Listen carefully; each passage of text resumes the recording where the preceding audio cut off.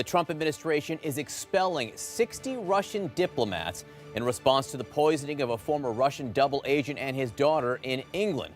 The Russians who will be leaving include 48 members from the Russian embassy and 12 from the United Nations. Joining me now, senior diplomatic correspondent Michelle Kaczynski with the details. Michelle, what have you learned?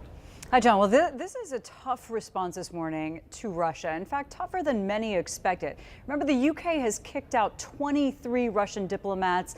Now the U.S. announces this morning it's kicking out 60 of them. These are Russians that work in consulates and embassies. 12 of them, as you mentioned, will come from New York, the other 48 from Seattle. In fact, the U.S. is now closing its consulate in Seattle because they say it's located too close to a U.S. submarine base. But the administration isn't just calling these diplomatic staff, they're calling them intelligence agents. In fact, at one point they called them aggressive gatherers of intelligence, and that this will significantly diminish the ability of Russia to spy on the U.S. You know, we've seen this tit for tat of expulsions over the summer. The U.S. kicked out some, Russia responded, the U.S. responded again. So we're likely to see that again this time. But after the last round, both the U.S. and Russia reached this parity to each have about 450 diplomats from each other's countries in each other's country. So this is going to diminish that significantly, taking away 60 from 455. And the Trump administration this morning was asked by reporters, Russia is likely to respond to this. What do you think of that? How will that affect the U.S.'s diplomatic stance in Russia? Are there plans to remove U.S. diplomats voluntarily?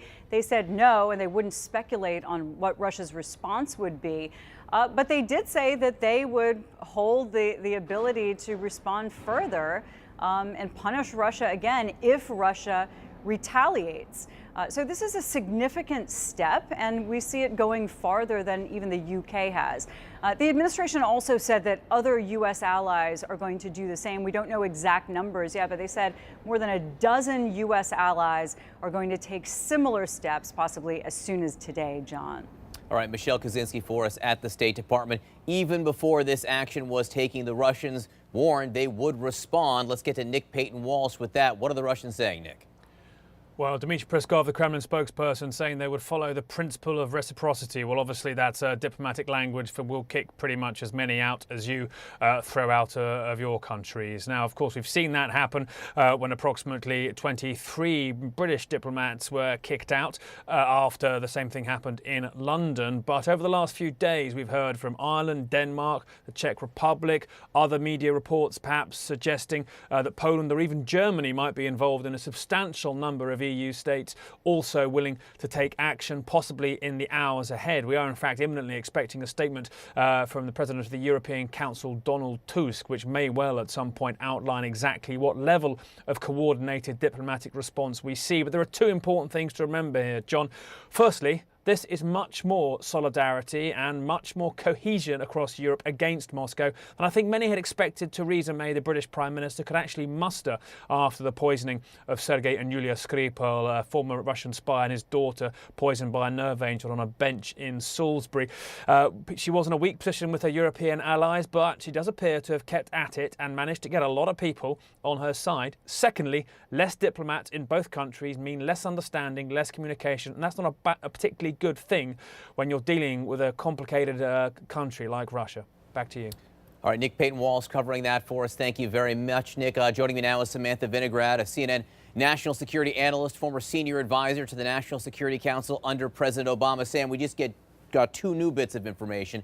We've been in background briefings with senior administration officials all morning who want the world to know that this was absolutely President Trump's decision. They say he made this decision himself after consultation with his advisors over the weekend. They also say the president has not spoken directly to President Putin about this. They only had their call last week where President Trump congratulated him on his reelection. Fortuitous timing or the opposite, depending on how you look at that. So, Sam, let's talk about what this is before we talk about what it's not. What message does this send, expelling 60 Russian diplomats, and the fact that it is in solidarity with other NATO nations?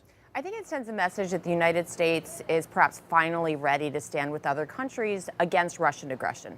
So doing this in a coordinated way makes it more powerful. It sends the message that we're in close contact with all the Europeans that are taking similar action.